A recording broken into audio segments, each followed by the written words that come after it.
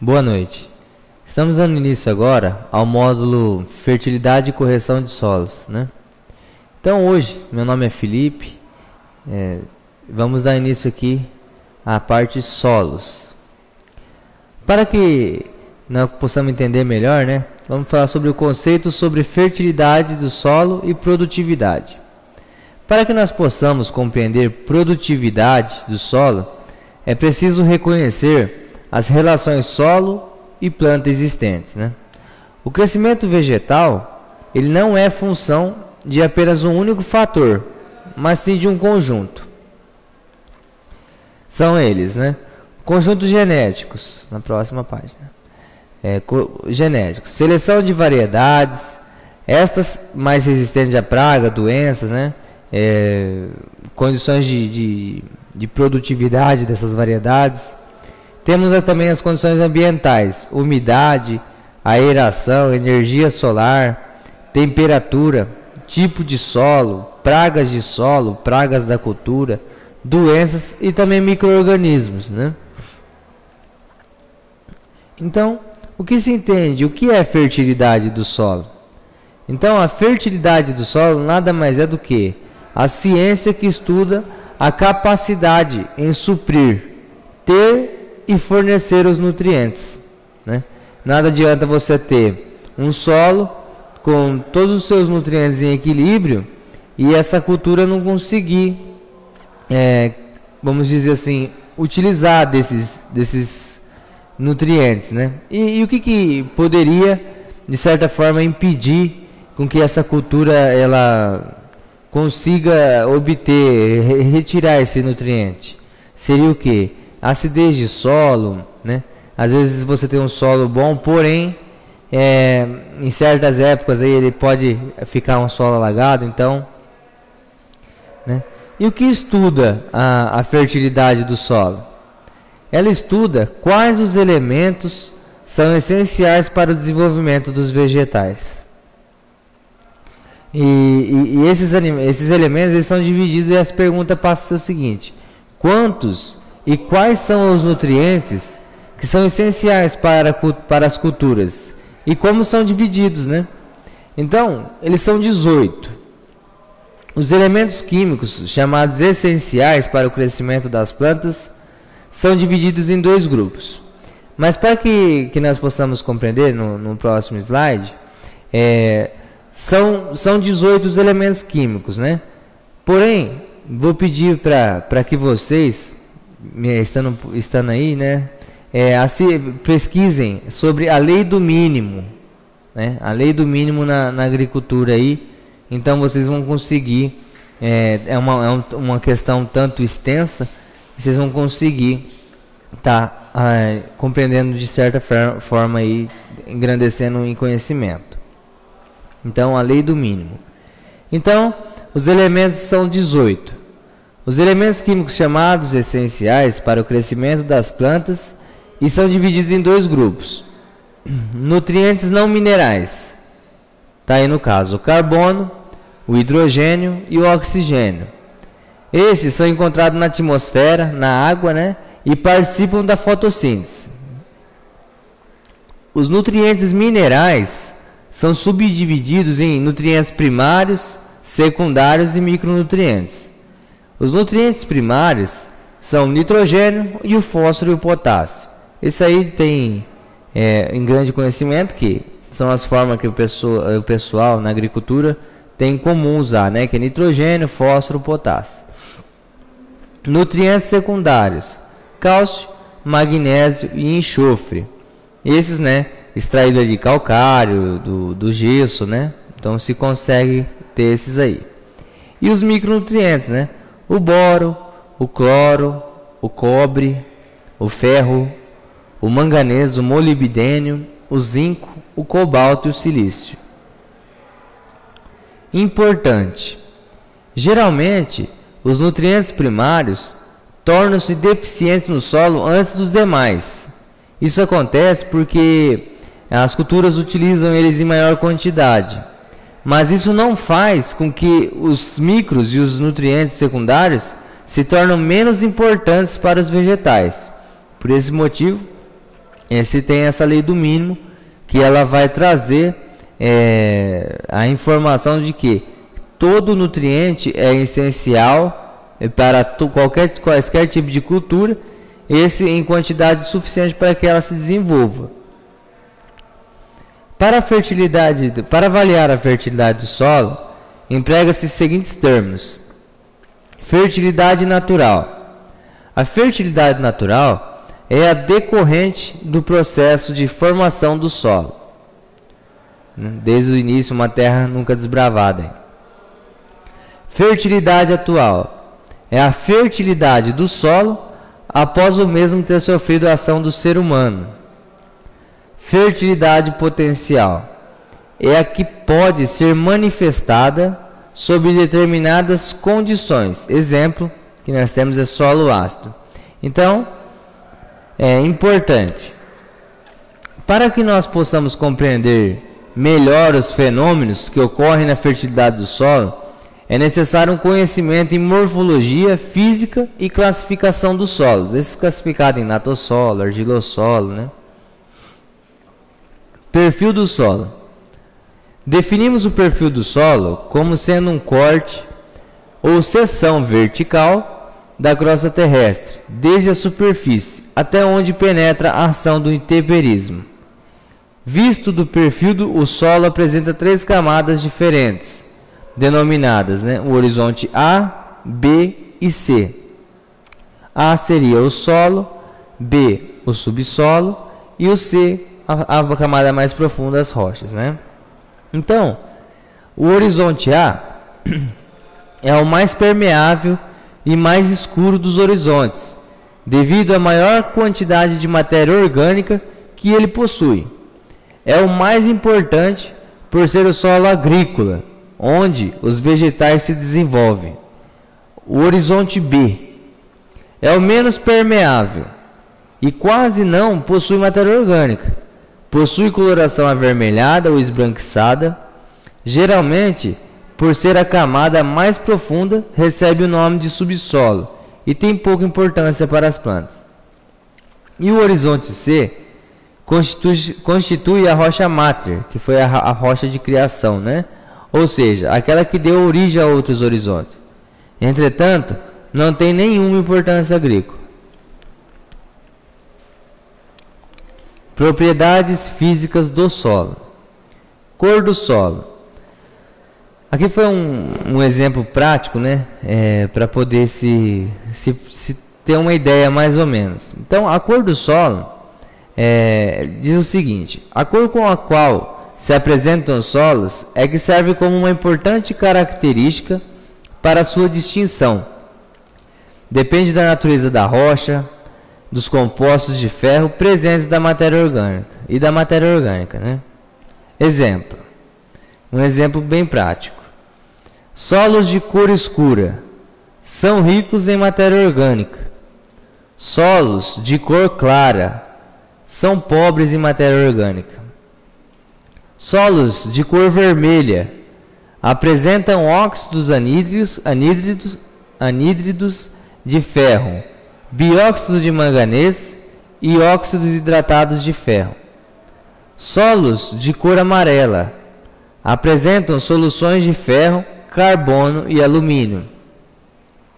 Solos de cor cinzenta apresentam cálcio, carbonato, magnésio, vários sais e compostos de ferro ferroso. Solos de cor mosqueada apresentam características de uma má drenagem, havendo, portanto, o acúmulo de água em várias zonas, aparecendo manchas de oxidação e redução. A textura diz respeito à proporção do tamanho das partículas que compõem o solo. Ela possui a particularidade de que não pode ser alterada. Ela depende de uma grande parte da rocha original e dos processos de formação do solo. Então, dentro do solo nós temos o que? Ele é formado de colóides, E esses colóides, eles, vamos dizer o seguinte, pensar que são, vamos falar a grosso modo, são bolinhas, E dentro dessas, pensar uma bolinha e dentro dessa bolinha com os nutrientes ali. E ele vai se disponibilizando. E há um espaço entre um colóide e outro, o qual determina o que? A parte de oxigenação, infiltração de água. Então, o tamanho das partículas que compõem o solo possui particularidade de que não pode ser alterada. Ela depende de grande parte da rocha original. Estrutura. É a maneira como as partículas que compõem o solo se agrupam e se arranjam, podendo ser alterada quando não sendo boa, cria dificuldade para o desenvolvimento das plantas. Por exemplo, você tem uma condição de solo no qual ele está compactado. Então, um solo compactado, você não tem essa passagem suficiente de oxigênio, de água, né? De desenvolvimento radicular da cultura. Então, você tem que tentar modificar. Isso depende do tamanho e da disposição das partículas, os grânulos, né? Formando os grânulos. Porosidade. São todos os volumes vazios da massa do solo. Esses volumes são geralmente ocupados pela água e pelo ar, como eu havia dito. O mínimo que se deve conter de ar em um solo é de 5%. Um solo ideal é aquele que tem 50%, então se dividir 50% de matéria sólida, 25% de água e 25% de ar. De um modo geral, a porosidade é tanto menor quanto mais arenoso, né? Então, a porosidade é tanto menor quanto mais arenoso é o solo, e tanto maior quanto mais argiloso, pois ela se refere à quantidade de poros existente no solo e não ao tamanho dos mesmos. Permeabilidade é a maior ou menor capacidade que um solo apresenta em deixar passar água e ar em suas massas. Ela está ligada diretamente à textura e estrutura do solo. Em solo com grandes quantidades de macroporos, a permeabilidade é rápida, ao passo que em solos com grande quantidade de microporos, ela é lenta. Então, num solo arenoso, né, a quantidade de macroporo, a permeabilidade é rápida, ao passo que no solo argiloso, a quantidade é mais lenta, de microporos é menor, então é mais lenta. Por qual motivo é interessante e extremamente importante que um profissional agrícola saiba a formação do seu solo? Essa é uma pergunta que é bem cabível, né? Por qual motivo será interessante e extremamente importante que o profissional agrícola saiba a formação do seu solo? Para ele passar a ter uma forma de tomada de decisão, né? Pensar o seguinte: sei que meu solo é de grande maioria arenoso. Como que devo trabalhar com aplicação de defensivo, químico, né?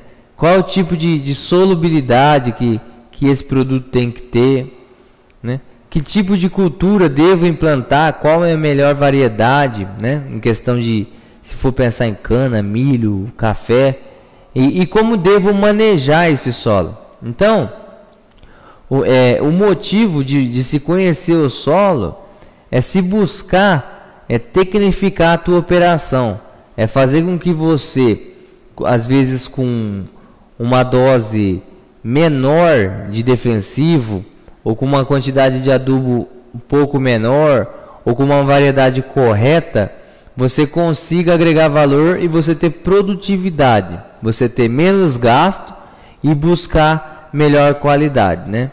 Então, por esse motivo é interessante. Para quê? Para ter a tomada de decisão correta. E você conhecendo o teu solo, você passa a reduzir os erros de manejo, né? Você reduzindo o erro de manejo, consequentemente, você passa a ter o quê? A ter lucratividade, né? A ter rentabilidade com esse trabalho.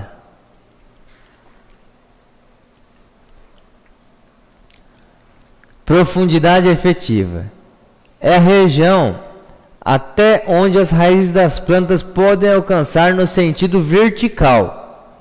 Ela é muito importante, visto que limita a exploração de certas culturas, além de constituir problemas no estabelecimento de terraceamentos, na construção de barragens, etc. Né? Então, é importante saber essa profundidade, se você tem um solo profundo, né? Propriedades químicas do solo. Fertilidade do solo é a maior ou menor capacidade que o solo apresenta para o desenvolvimento das plantas que crescem. Um solo fértil deve apresentar em sua constituição boa quantidade de matéria orgânica, certa proporção de argila para manter a umidade nas raízes da planta, elementos minerais necessários à nutrição dos vegetais, porosidade capaz de permitir a penetração de água e do ar de que as plantas precisam. Então, dentro de 4 itens aqui, nós podemos ver o que é importante um solo fértil deve apresentar, né, na sua constituição. Então, boa quantidade de matéria orgânica. Essa quantidade de matéria orgânica, ela passa a influenciar em condições do quê? De aplicação de um defensivo, da degradação de moléculas colocadas no solo, né? Então você passa a tomar decisões em cima disso. A proporção de argila, né, para manter a umidade, os elementos minerais necessários, né? E esses elementos minerais necessários são o quê? Aqueles 18 que vocês vão pesquisar, né, a lei do mínimo, e vão entender a questão de elementos minerais necessários à nutrição dos vegetais aqui, tá? E a porosidade, que é capaz de permitir um bom desenvolvimento de raiz, né? A avaliação da fertilidade do solo é feita pela análise dos elementos essenciais às plantas. Podemos considerar 2 tipos de fertilidade do solo. A natural. A natural é aquela resultante da intemperização de rochas, da formação. E a adicional é aquela complementada pelo uso de fertilizante, adubo. Aí se passa e para e pergunta, né? Bom, por qual motivo é necessário que eu adube a minha lavoura, que eu faça essa adubação? Essa adubação, ela é realizada para quê? Para você ter a reposição dos nutrientes que foram, vamos dizer assim, capturados para que você possa produzir, né? Então, por exemplo, como dito, se você precisou de 1 kg de nitrogênio, de N, para produzir X massa, foi retirado isso. Então você tem que fazer essa adubação de reposição, né? E assim com todos os outros nutrientes, mesmo que em forma menor, né? Em quantidade menor no solo.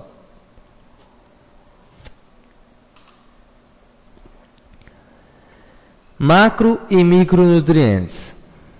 Entre os vários elementos minerais existentes no solo, necessários à nutrição dos vegetais, destacam-se macronutrientes, são primários: nitrogênio, fósforo e potássio. Secundários: cálcio, magnésio e enxofre. Micronutrientes: ferro, cobre, manganês, boro, cloro, molibdênio, zinco e cobalto.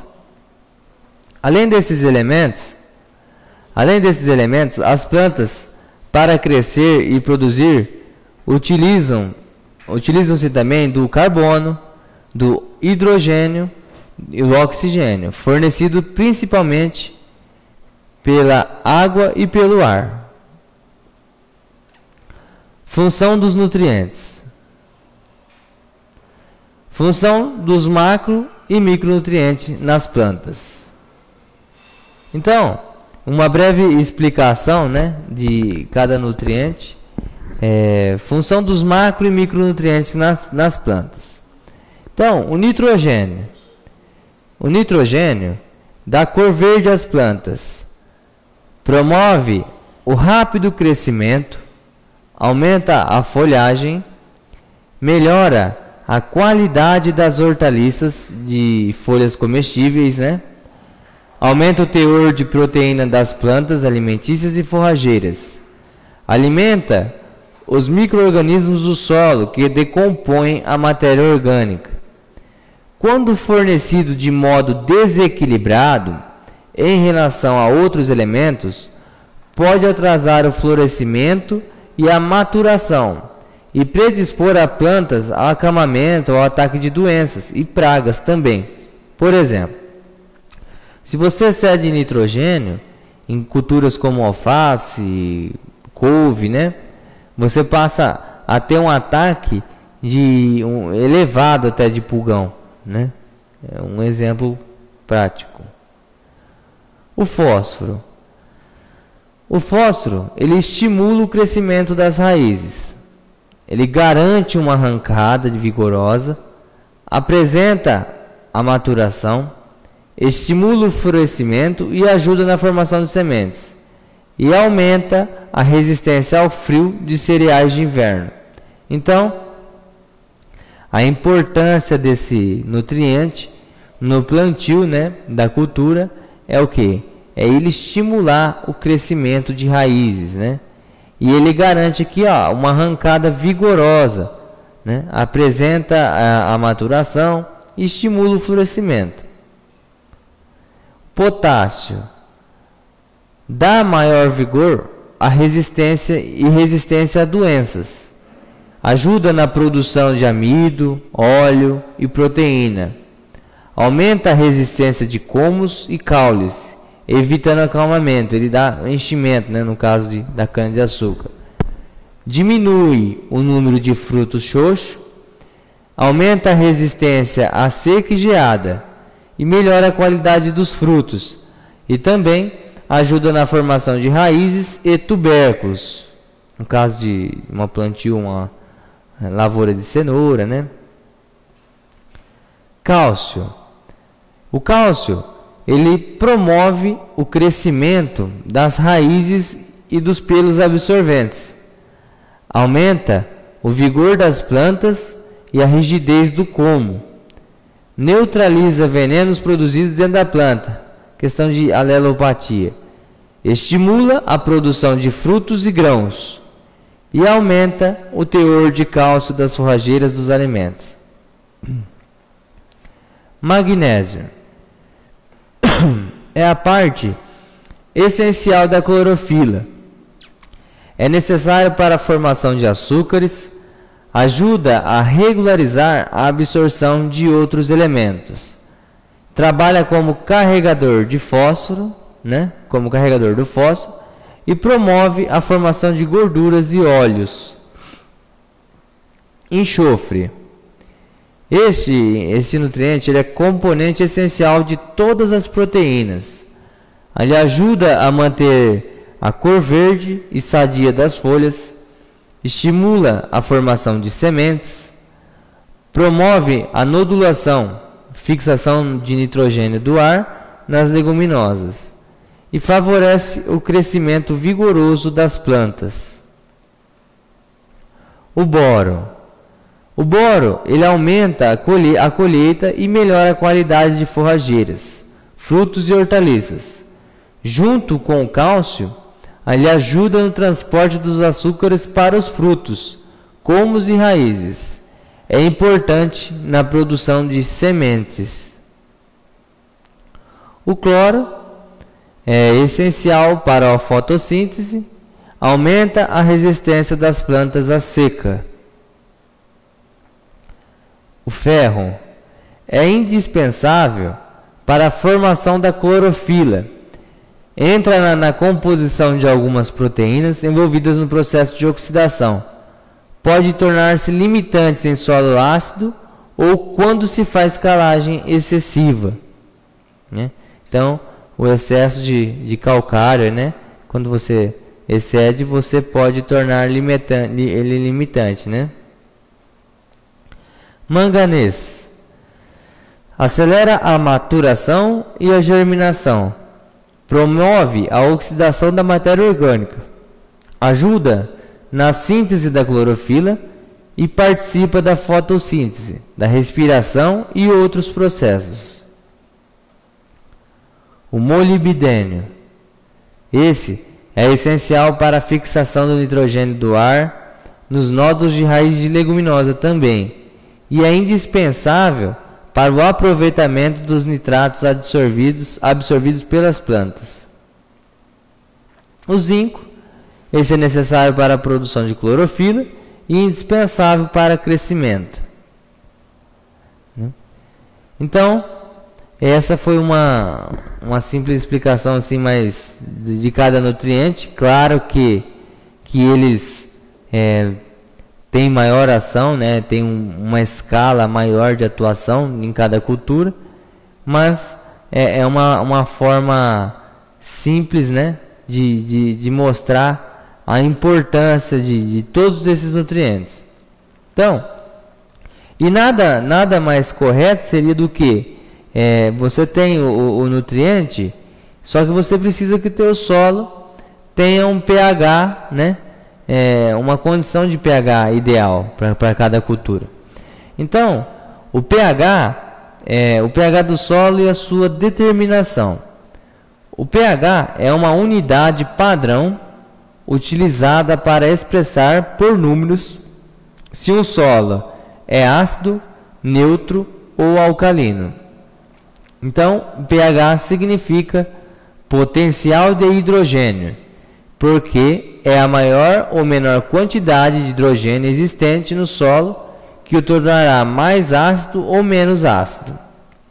Essa característica química do solo, representada pelo índice de pH, é denominada reação do solo.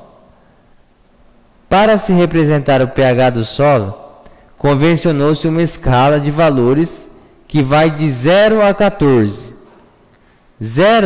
Então, vamos imaginar uma régua, ela vem de 0 a 14. De 0 a 6 é ácido, de 6 a 8, neutro, e de 8 a 14, alcalino. Certo? Então, tornando-se por base a escala de valores acima, os solos podem ser classificados de acordo com seu pH em acidez elevada. Então, uma acidez elevada no solo seria um pH de 5. Acidez média, de 5 a 5,5. Acidez fraca, de 5,6 a 6,9. 99, né? 6,99. Neutro, 7. Alcalinidade fraca, de 7,1 a 7,8. E a alcalinidade forte, 8. Certo? Então, só retornando, né? Então, nós temos o que? Sabendo que de 0 a 6 o solo é ácido, de 6 a 8 neutro, de 8 a 14 alcalino. E aí, os solos eles são classificados de acordo com o pH em acidez elevada, pH de 5. Acidez média, de 5 a 5,5. Acidez fraca, de 5,6 a 6,99. Neutro, de 7, né? Neutro é 7. Alcalinidade fraca, de 7,1 a 7,8. E alcalinidade forte, 8. Em vista de que a quase totalidade dos nossos solos apresenta pH inferior a 7. Portanto, são ácidos. A característica química, a reação do solo, recebeu a denominação popular de acidez do solo. Tá? Então, essa é uma reação do solo que recebeu o nome popular de acidez do solo. Além da presença do hidrogênio, né, causando a acidez do solo, também podemos encontrar o alumínio, sendo que este, dependendo do seu teor, poderá provocar toxidez para as plantas. Segundo esses elementos, temos os seguintes tipos de acidez do solo: acidez ativa ou atual. Essa acidez ativa ou atual é causada pela presença de íons de hidrogênio na solução do solo, que vem da seguinte reação: alumínio mais água, aqui, hidróxido de alumínio mais 3H, né? Tá aqui na forma. A acidez potencial é devida ao hidrogênio absorvido nas partículas do solo.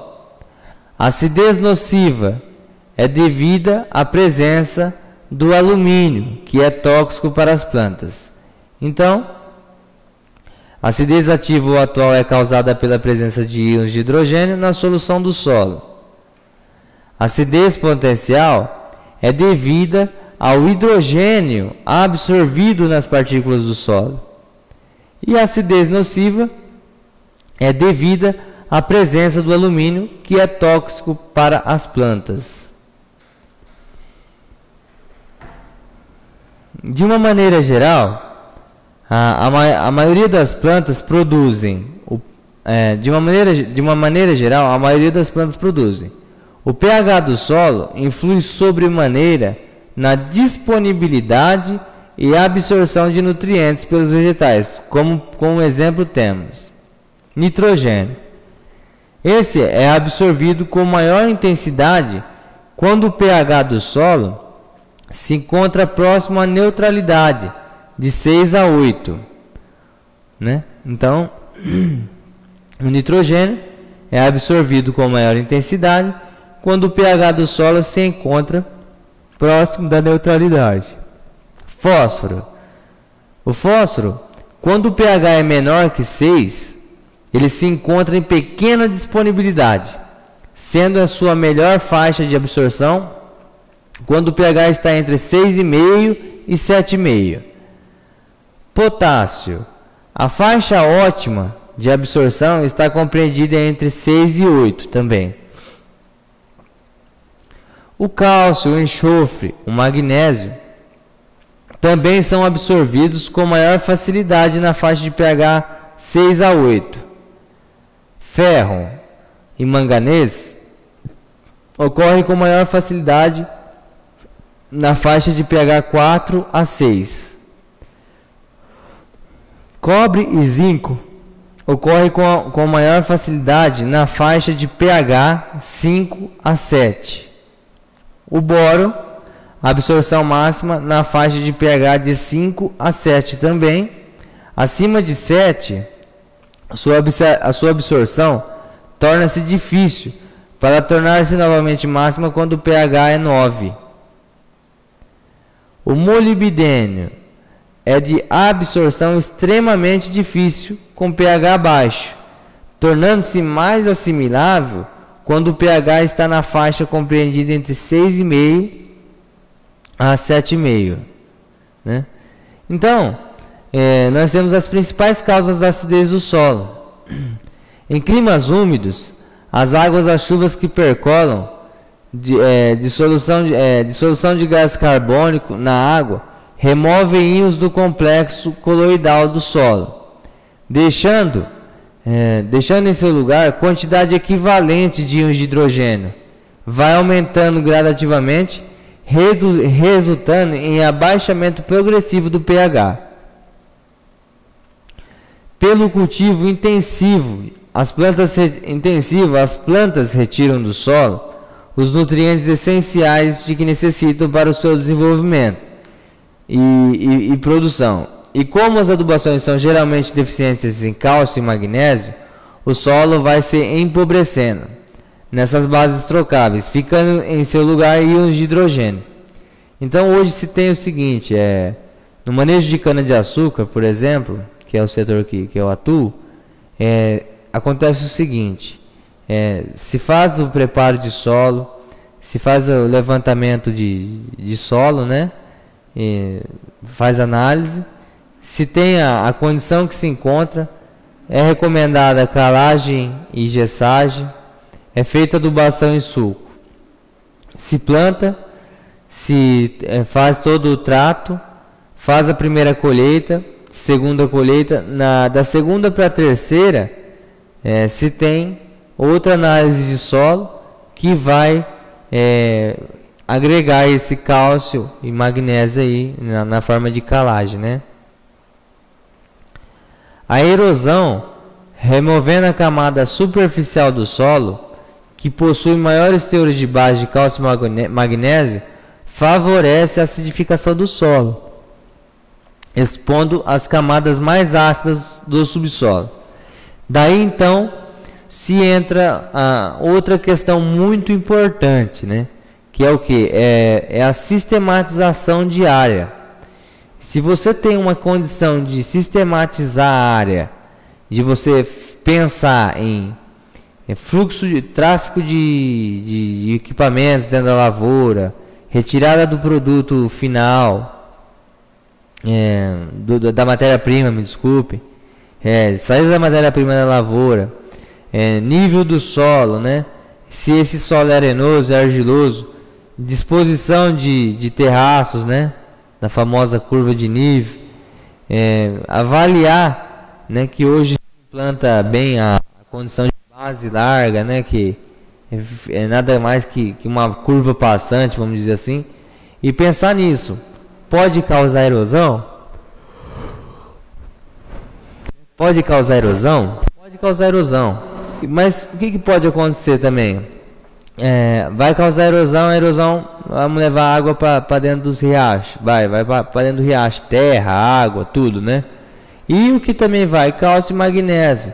Então você passa a perder qualidade do solo, além de perder solo.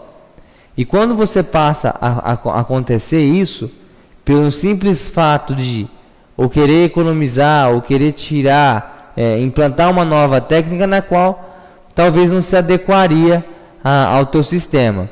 Então, antes de se adequar ou antes de introduzir qualquer tipo de nova prática de conservação, nova prática de preparo de solo, nova prática de aplicação, avalie, faça em partes, estude, veja, né, procure pessoas que já fizeram, que deu certo, porque muitos pensam, a erosão só vai me fazer um buraco, depois eu vou e tampo, né?